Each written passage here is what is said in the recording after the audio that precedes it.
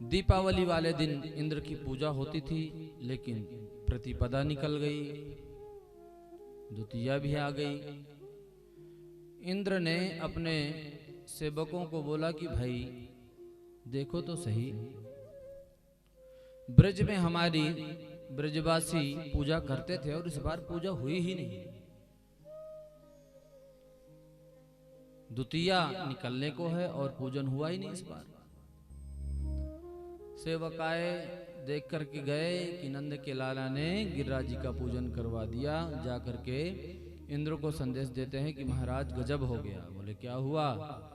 बोले नंद के लाला ने आपकी पूजा बंद करवा दी है और गिरिराज जी का पूजन प्रारंभ करवा दिया है। बड़ा गुस्सा आया इंद्र को।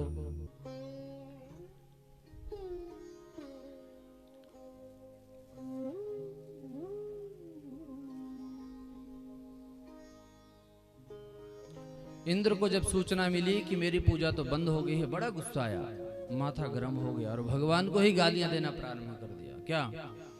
वाचालम बालिशम स्तभ्यम अज्ञम पंडितमानिनम कृष्णम मर्त्यमुपाश्रित्य गोपा में चक्रुरप्रियम। नंद के लाला ने अपने को बड़ा ज्ञानी समझने लगा है, वाचाल कहीं का।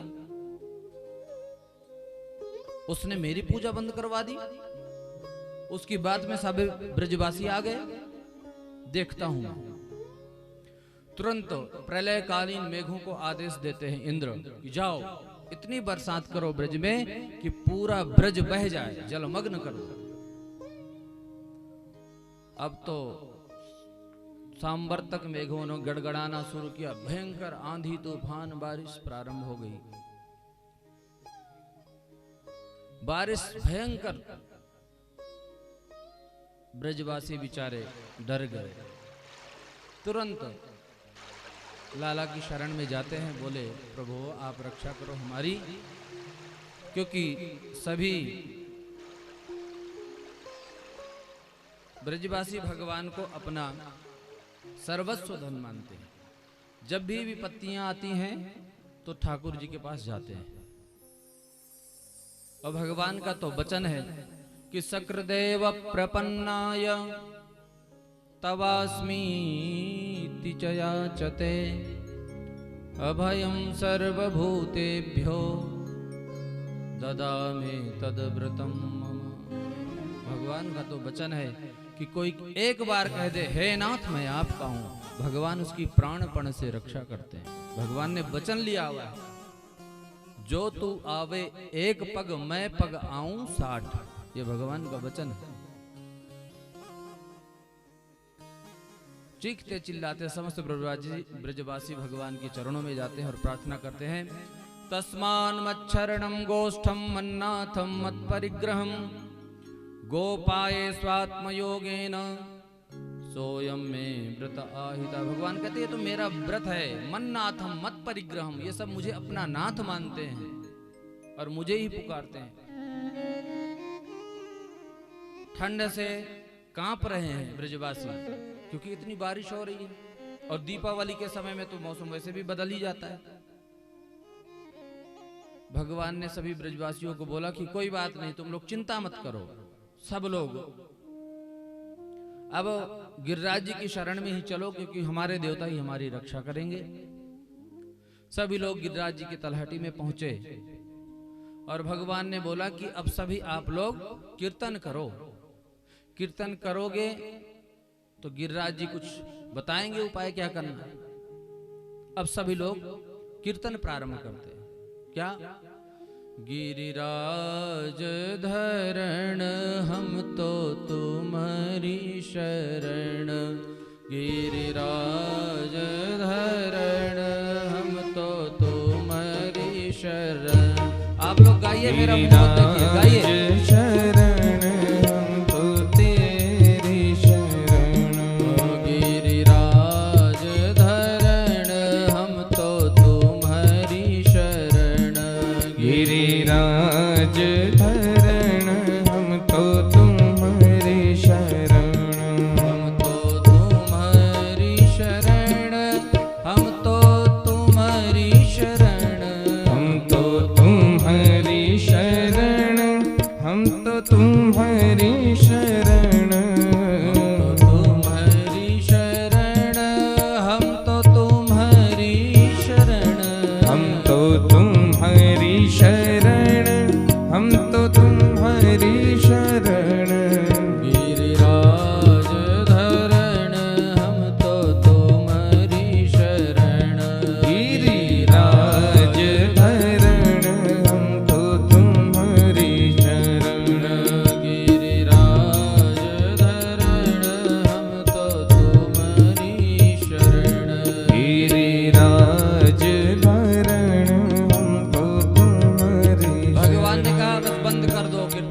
हो गया, मेरी बात हो गई मेरे देवता से। बोले क्या बात भाई? बोले मेरे देवता ने कान में आके कही है कि वो को उठा लो और छतरी बना लो। सारे ब्रजवासी कहने लग गए कि भैया 21 किलोमीटर को लंबो चौड़ो ये गिरिराज जी कैसे उठेंगे? बोले उन्होंने कही है तो उठ ही जाएंगे। लगाओ सब लोग जोर। अब सब ग्वाल बाल मिल करके ठाकुर जी के साथ में गिरिराज जी को उठाना प्रारंभ करते हैं। तो सुखदेव जी कहते हैं परीक्षित, भगवान ने क्या किया? इक्तुक्त्वेकेन हस्तेन कृत्वा गोवर्धनाचलं दधार लीलया कृष्ण छत्राकमिव बालकः। भगवान ने ऐसे उठा लिया जैसे कुकुरमुत्ता को उखाड़ करके छोटे छोटे बच्चे खेलते हैं। कुकुरमुत्ता होता है जिसको आप बोलते हैं, क्या बोलते हैं उसको? हैं जी? सोलन में उसका बड़ा वो है, सब्जी भी बनाते हैं, वहां होता है वो मशरूम की तरह होता है, पर उसको कोई खेती नहीं करता है। वो अक्सर जो लकड़ियां होती हैं पानी में भीग जाती है तो उसमें जाम जाता है, उग जाता है। तो जैसे बच्चे उसको उखाड़ करके खेलते हैं, सुखदेव जी कहते हैं परीक्षित, भगवान ने इक्तुक्तेन हस्तेना दधार, भगवान ने खेल खेल में ऐसे उखाड़ करके खड़ा कर दिया, एक हाथ में, बाम हाथ से। अब सभी ब्रजवासी, कोई अपनी लाठी लगा रहा है, कोई सिर लगा रहा है, कोई कंधा दिया हुआ है। भगवान ने भी अपनी कनिष्ठ का उंगली करके खड़े हैं। भगवान ने गिरिराज को धारण किया अपने उंगली में। जब कई दिन बीत गए तो सभी ब्रजवासी तो जो थक जाते हैं वो कभी कंधा लगा के खड़े हो जाते हैं, कभी वो अपना सिर लगा लेते हैं, कभी अपनी लाठी लगा लेते हैं, आराम कर लेते हैं। लेकिन वो देख रहे हैं कि कन्हैया ने अपनी जैसे उंगली कर रखी थी वैसे को वैसे ही कर रखी है, उसको हिला भी नहीं रही। ब्रजवासी कहते हैं लाला इतने दिन से हो गए, और जब हम थकते हैं तो हम तो अपना कंधा कभी लगा लेते हैं, कभी सिर लगा लेते हैं, कभी लाठी लगा लेते हैं, कभी एक आधा निकल के आराम भी कर लेते हैं और फिर लग जाते हैं। पर हम देख रहे हैं आज 3 दिन हो गए, तुम जैसे थे वैसे ही खड़े हो। अब ऐसा कर लाला, नेक आराम तू भी कर ले, हम देख लेंगे। बोले तुम उठा सकोगे? बोले हाँ बिल्कुल। और तुमको क्या लगता है कि तूने ही उठा रखो है ये? बोले तो ठीक है, संभालियो भैया। अब भगवान ने धीरे धीरे उंगली के थोड़ा सा, क्योंकि भगवान तो सब कुछ जानते हैं और ये ब्रजवासी सोचते हैं कि हम भी सहयोग कर रहे हैं। भगवान ने थोड़ा थोड़ा ढीला किया। जो ही ढीला किया, उनके जो डंडे लाठियां लगाए सब चटाचट टूटना प्रारंभ हो गई। अरे भैया संभारियो संभारियो संभारियो, नहीं तो हमारे। भगवान ने तुरंत पुनः सीधा किया। बोले भैया तूने तो बचा लियो, नहीं तो हमारे जो है पहले तो लाठी चट्ट बोली और कुछ और देर नीचे करते तो हमारे कंधे ही सब चटाचट बोल जाते। पर हम इतने दिन से सब लोग खड़े हैं, तो क्या हम फालतू में ही माटी के मधुकरा बने खड़े हैं? भाई जब हम लगा के खड़े हैं उसका कोई असर ही नहीं है, हम लगाएं ना लगाएं सब बराबर है, तो फिर हमारे लगाने का फायदा क्या है? सब ने निश्चय किया कि अब हम एक एक करके निकल के देखते हैं। सब निकल गए, भगवान अकेले बचे। भगवान एक कनिष्ठ का उंगली में गिरिराज जी को धारण करके रखा। अब बड़ा आश्चर्य हुआ ब्रजवासियों को कि जब ये पैदा हुए तो इन्होंने पूतना वध कर दिया, थोड़ा और बढ़े तो सकट भंजन किया, तृणावर्त का उद्धार किया, इतने बड़े बड़े दैत्य सबको चुटकी में मार दिए, और ये लगता है कि भगवान है।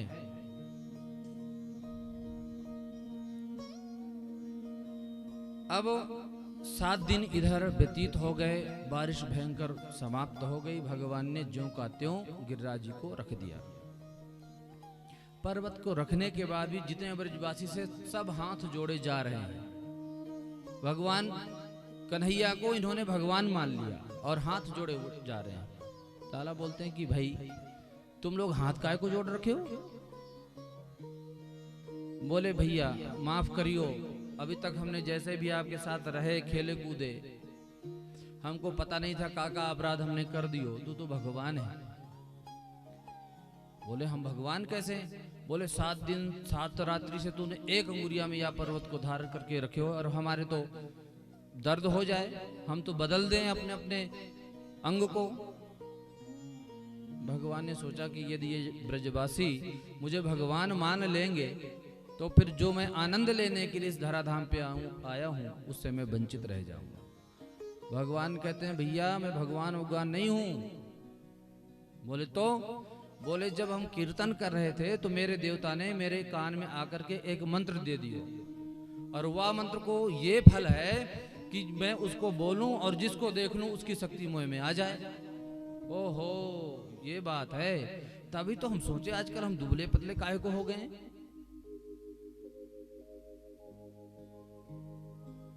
भगवान जैसे कैसे समझाते हैं और अंत में ब्रजवासी सब भगवान को भूल जाते हैं, तुरंत उठा करके गले से लगाते हैं और फिर वैसे ही जैसे खेलते हैं वैसे खेलने लग जाते हैं।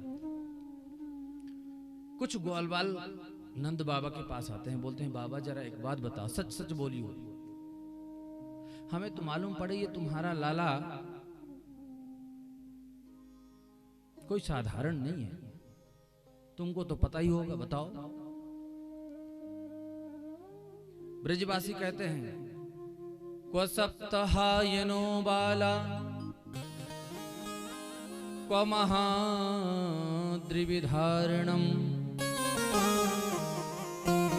ततो नो जायते शंका ब्रजनाथ तव आत्मजे।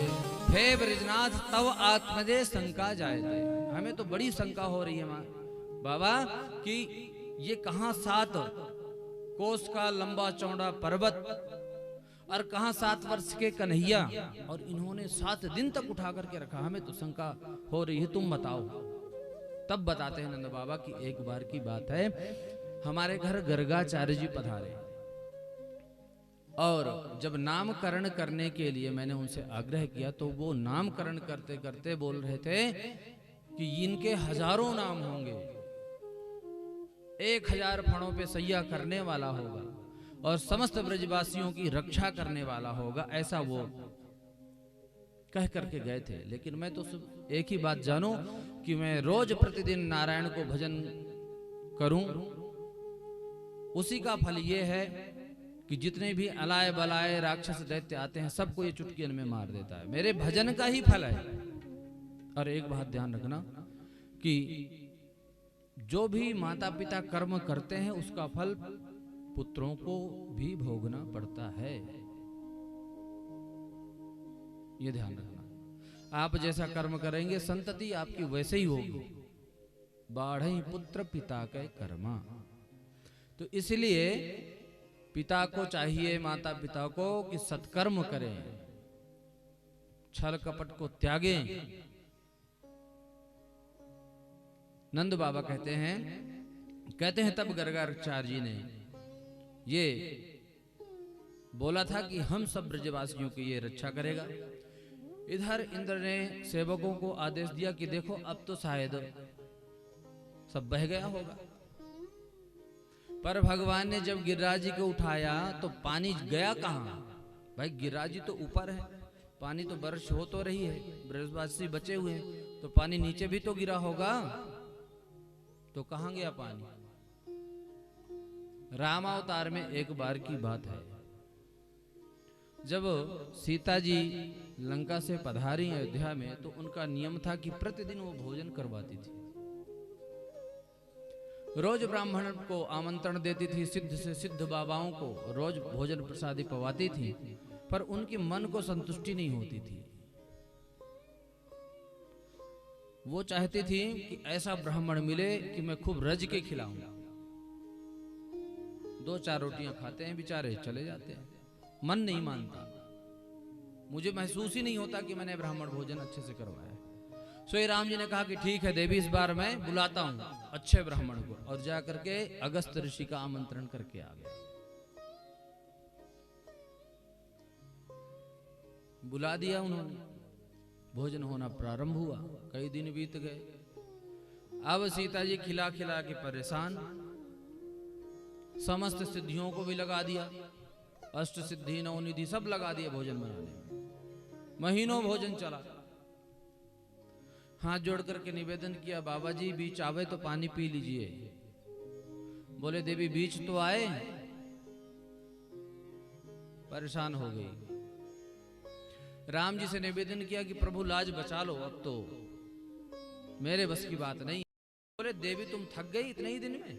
अभी तो कहते थे कि ब्राह्मण बढ़िया भोजन करने वाला कोई बुला के लाओ।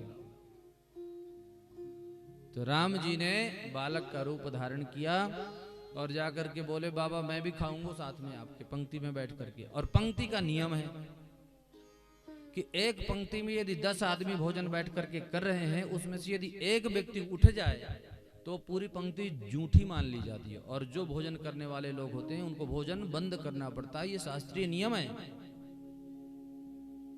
पर आप लोग कैसे यहां भंडारा पाते हो, बताना जरा। बैठते हैं इसी नियम से कि एक आया एक गया, एक आया एक गया। बताओ कैसे करते हैं भंडारा, कैसे पाते हैं आप लोग?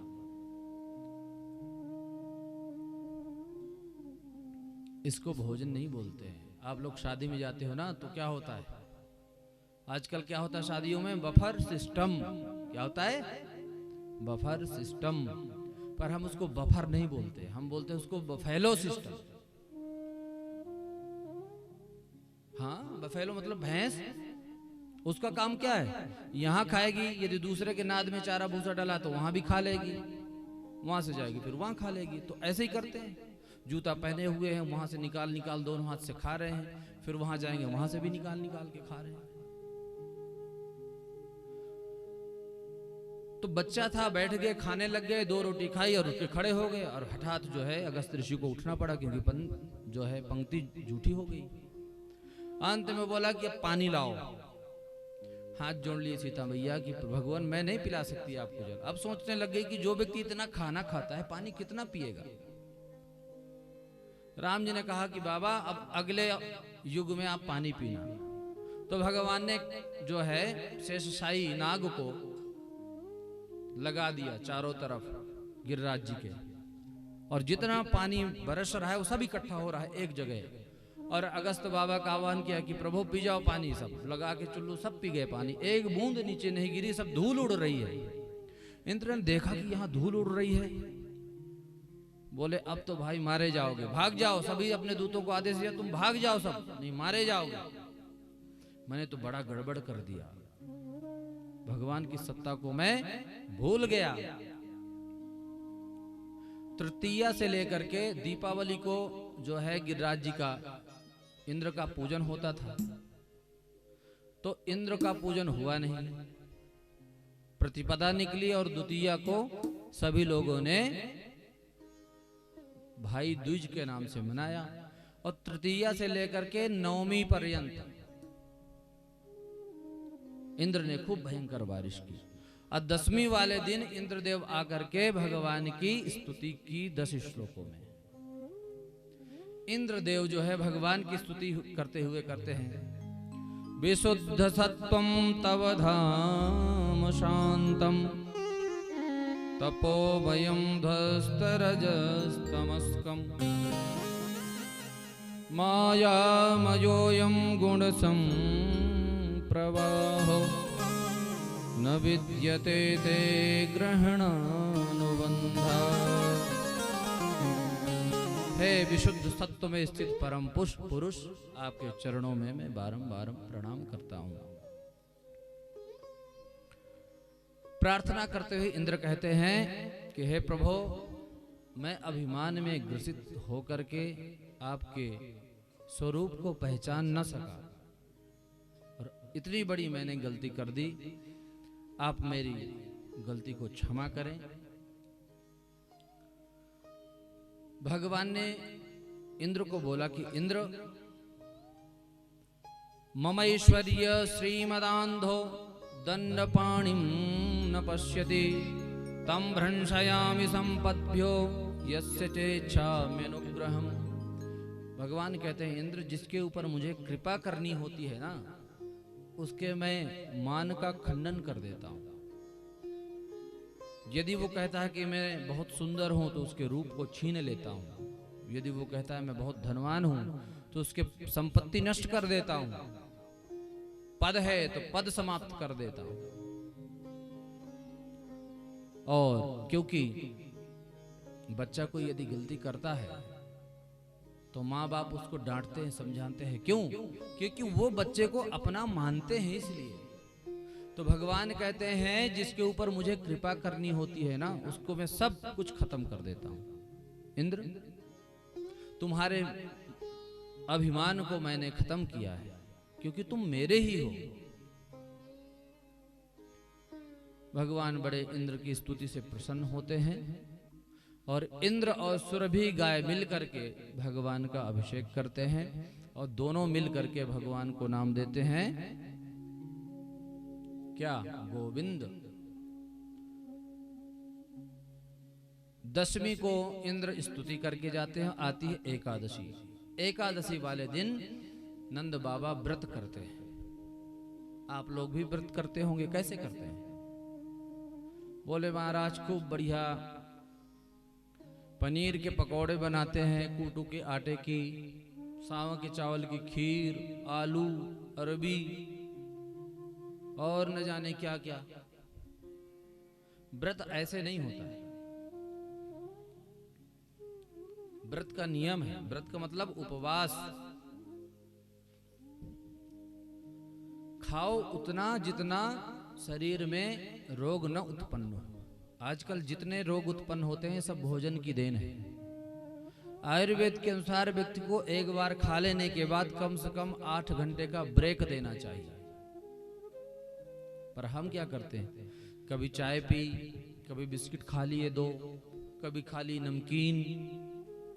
और जो भोजन हमारे 3 टाइम 4 टाइम है वो तो फिक्स ही है। जो कैंसर जैसे जो रोग है ये हमारे भोजन की देन है। क्योंकि जो हम खाते हैं वो पाचन तंत्र में 2.5 घंटे से ज्यादा टिकना नहीं चाहिए, पर वो खाली ही नहीं हो पाता है।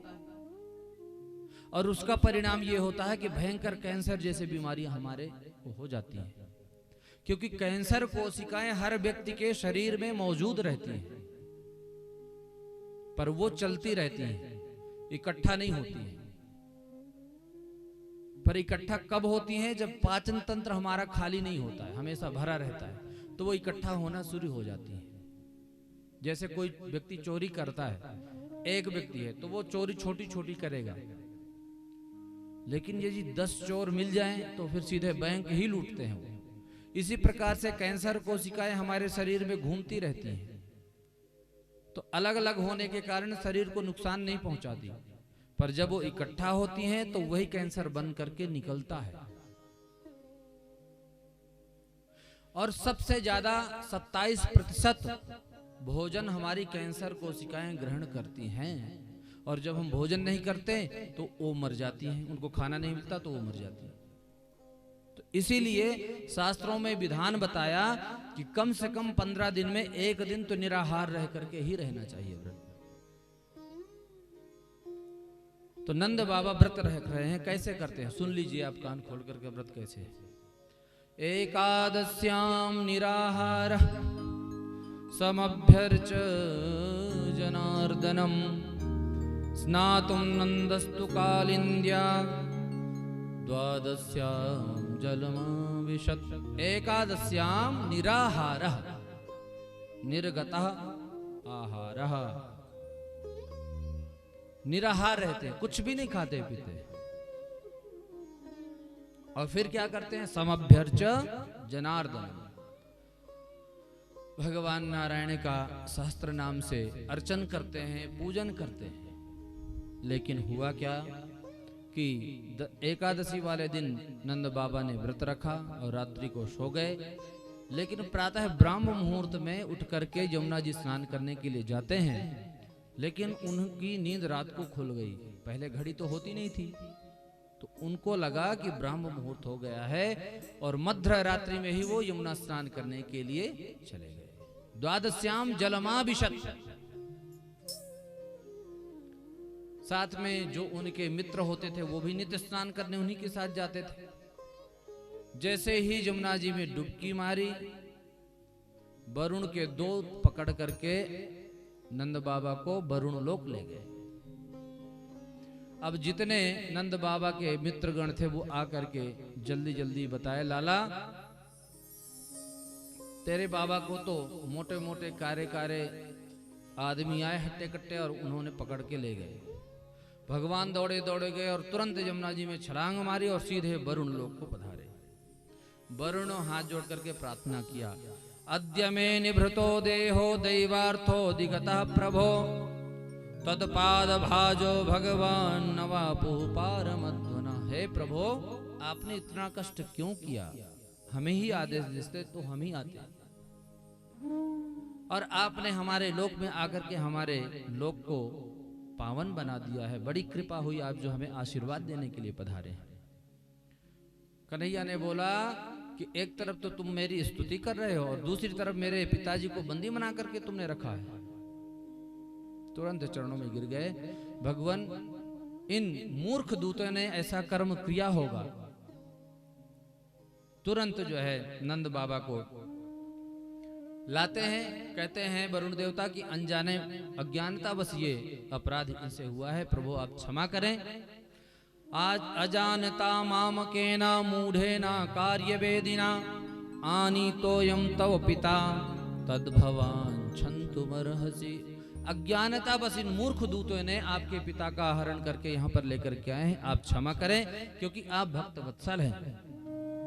नंद बाबा को तुरंत मुक्त किया बंधनों से, दंडवत प्रणाम करी, क्षमा याचना करी और तुरंत भगवान वरुण देवता को आशीर्वाद दे करके अपने पिता को लेकर के बाहर आए। बाहर आकर के सभी से बताते, भैया गजब हो गया। नंद बाबा के मित्रगण कहते हैं कि बाबा कहाँ डुबकी मार करके तुम गायब हो गए थे? अरे बोले भैया का बताऊं, मुझे समय का पता ही नहीं चला। मैंने सोचा ब्राह्म मुहूर्त हो गया और मैं यमुना जी में छलांग मारी तो काले काले दूत आए और मुझे उठा करके ले गए और वहां जा करके मेरे को बांध करके पटक दिया और न जाने मेरे ये कन्हैया कहाँ से पहुंच गया। और जो ही इनको देखा सो लोट पोट सब हो गए, सब दंडवत प्रणाम करने लग गए। न जाने कौन सी रिश्तेदारी निकल गई आगे वहां। ऐसे व्याख्यान दिव्य।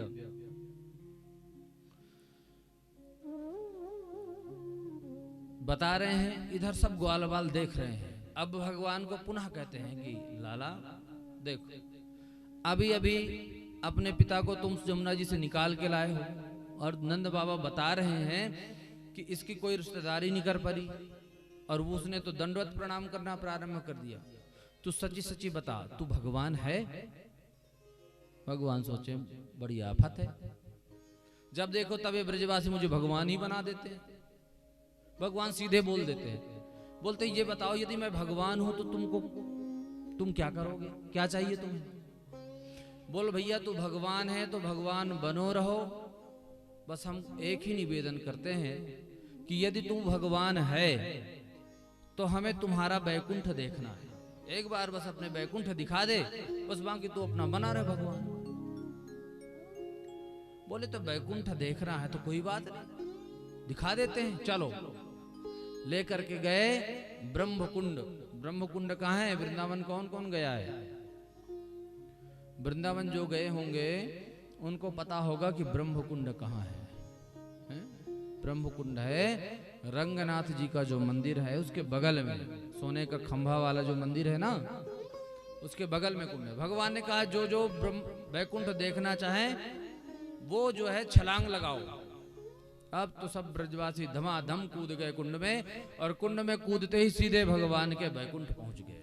भगवान वहां देखते क्या है? ते तो ब्रह्म हृदम नीता मग्ना कृष्णेन चोद्धृताः ददर्शुर ब्रह्मणो लोकम यत्र क्रूरोध्यगात्पुरा। जहां अक्रूर आदि भगवान के नित्य पार्षद जाते हैं उस वैकुंठ का दर्शन भगवान ने तुरंत ब्रजवासियों को कराया। अब तो सारे ब्रजवासी देख रहे हैं वहां क्या, चार चार हाथ वाले सब डोल रहे हैं, चल रहे हैं, फिर रहे हैं। अब आपस में बात करते हैं कि इसमें हमारा कन्हैया कौन होगा, देखे तो सही। जाते हैं तो वहां पर भगवान के दूत मिलते हैं सबसे पहले। तो बोलते हैं भैया राम राम। दूत बोलते हैं मौनमास्ताम, चुप रहो, यहाँ शांति रहो, यहाँ नहीं बोलना है। तो दूसरा कहता है भैया यहाँ तो बड़ी विचित्र लीला, यहाँ तो कोई काहू से रामे राम ना करे। तो दूसरा कहता है भैया शायद समझ नहीं पाए होंगे, सभी जगह राम राम थोड़ी चलती है, कहीं राधे श्याम, कहीं राधे राधे, कहीं राम राम, कहीं हर हर महादेव, कहीं जय शिव शंकर, कहीं टाटा, कहीं बाय बाय, जैसा देश वैसे संस्कृति, शायद समझ नहीं पाए होंगे।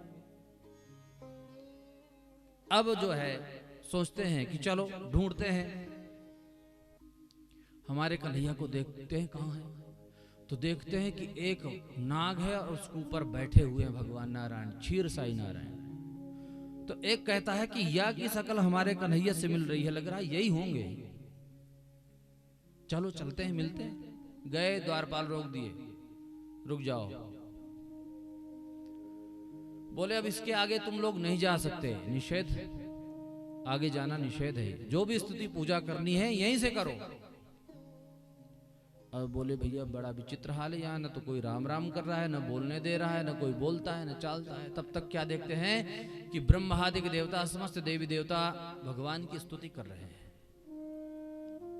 एक कहता है भैया अभी तक तो 4-4 वाले हाथी वाले दिख रहे थे, 4-4 हाथ वाले, अब तो 4-4, 5-5 सिर वाले भी दिख रहे हैं। 4 मुख वाले ब्रह्मा जी देखे, पंचानन त्रिपुरारी, 5 मुख वाले शंकर जी दिखाई पड़ गए। बेचारे बड़े परेशान। अब सोचने लगे कि यहां न तो कोई हमारी बात समझता है, न तो कोई कुछ कह रहा है हमसे, न कोई हमसे बता रहा है, सब परेशान हो गए और भगवान का स्मरण करने लगे कि तेरो वैकुंठ हमें नहीं देखना है। बस जब यहाँ न कोई बोलता है, न चालता है, न कोई मिल रहा है, न जुल रहा है, न कोई जाने दे रहा है, ऐसा हम वैकुंठ लेके क्या करेंगे? हमारा तो वो सबसे बढ़िया वृंदावन ही है। जब चाहे भगवान के साथ खेलते हैं, जब चाहे खाते हैं, जब चाहे सोते हैं, जब चाहे घोड़ा बना के भगवान के ऊपर चढ़ लेते हैं। अब यहाँ तो भगवान के पास तक जाने ही नहीं दिया जा रहा है, तो ऐसे वैकुंठ को लेकर के हम क्या करेंगे? हमको नहीं चाहिए हमारा वृंदावन। ज्यों ही वृंदावन का स्मरण किया, सोई उसी कुंड से भगवान ने उनको तुरंत बाहर निकाल दिया। बोलिए श्री वृंदावन धाम।